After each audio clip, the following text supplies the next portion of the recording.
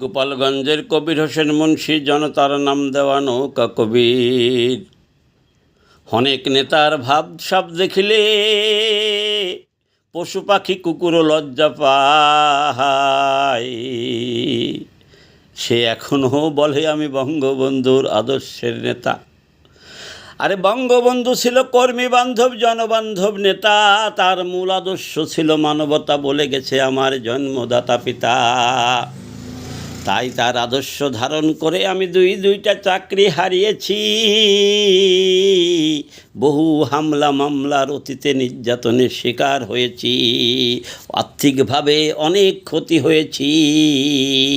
14 সাল থেকে তার কবিতা লিখি, 18 সাল থেকে একা প্রচার করেছি, 21 সাল থেকে 21 আগস্ট গ্রেনেড হামলা মামলার বাদী ইঞ্জিনিয়ার বদরউদ্দিন আজিজ ভাইয়ের নির্দেশনায় নৌকা গ্রুপ নিয়ে চলেছি বলেছি।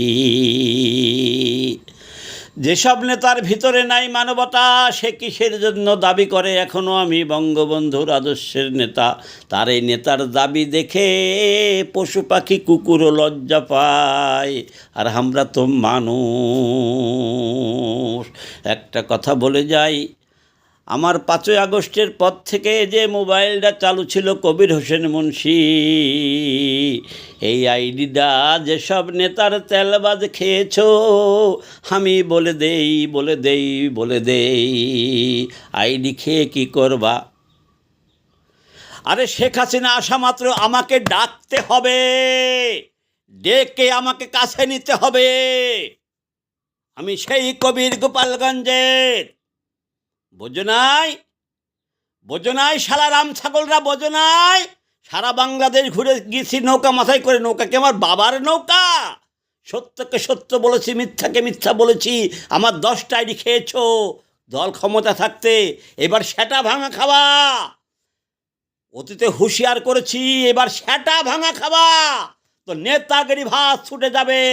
আর যারা আমার আইডি খেয়েছিস, তোর নেতাকে বলে দিস, তোর নেতার গোপালগঞ্জ আসলে কিন্তু আগে সেটা ভাঙা দেব, তারপরে হিসাব নেব। আমি জনতার নাম দেওয়া নৌকা কবি যদি বেঁচে থাকি আমি নেব, আমি মরে গেলে আমার ওয়ারিশরা নেবে। নাম লিখে দিয়ে গেছি, হিসাব দিতে হবে। কেন আমার আইডি খালি? আমার অপরাধটা কি? আমি সত্য কথা বলি, এই জন্য আমার আইডি খেয়েছি। সত্য কথার ঝাল কি 21 সাল থেকে বলে এসেছি, বুঝিস নাই? এবার প্রকাশ্যে বুঝবি, সেটা ভাঙা দেবো। আর শেখ হাসিনা দেখবে আর হাসবে।